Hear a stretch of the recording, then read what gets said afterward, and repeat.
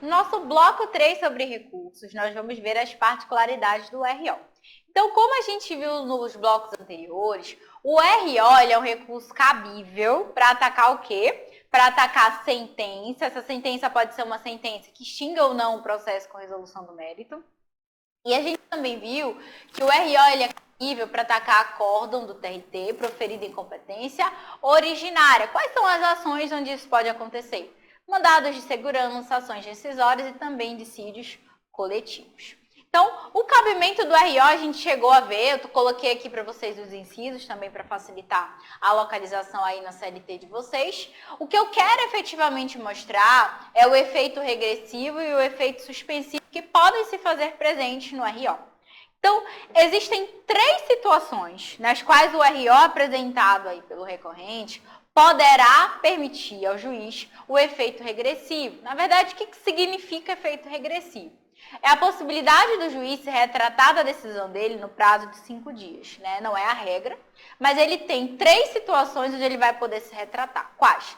Quando o juiz indefere a reclamação trabalhista de forma liminar. Então, imagina você que você ajuizou uma reclamação trabalhista, o juiz olhou e falou, indeferida. Ele nem ouviu o réu, ele nem citou o réu, ele nem te deu oportunidade de sanear, de repente, uma irregularidade, ele simplesmente indefere a sua reclamação.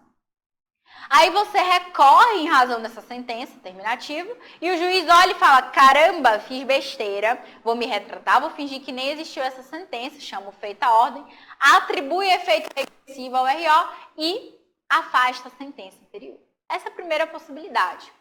Toda vez que há extinção do feito sem resolução do mérito, o RO também vai autorizar o efeito regressivo. E aí você encontra as hipóteses no artigo 485 do CPC, tá?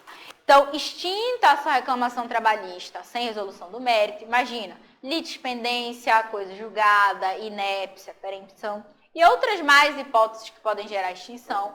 Caso você apresente RO, esse RO está apto a produzir efeito regressivo, permitindo aí que o magistrado, no prazo de 5 dias, se retrate da decisão anterior.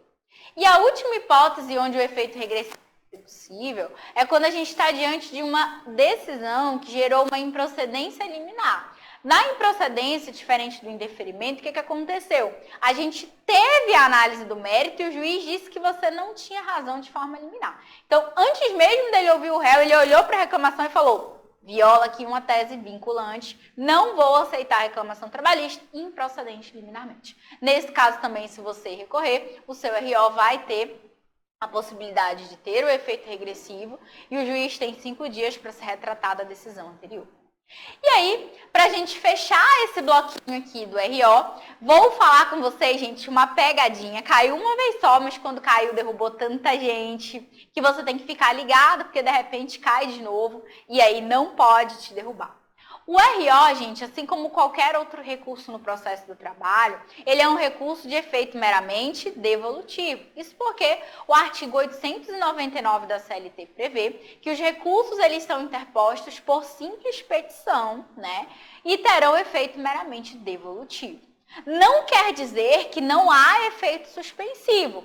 Você pode requerer o efeito suspensivo, inclusive você deve, né, requerer o efeito suspensivo em uma situação específica, quando o magistrado defere tutela provisória de urgência ou evidência na sentença.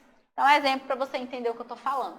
Imagina que eu ingressei com uma reclamação trabalhista, alegando que eu sofri um acidente de trabalho, fiquei afastada por 40 dias e no meu retorno a empresa me dispensou de forma imotivada. E aí, na minha reclamação, eu pedia a reintegração em sede de tutela de urgência.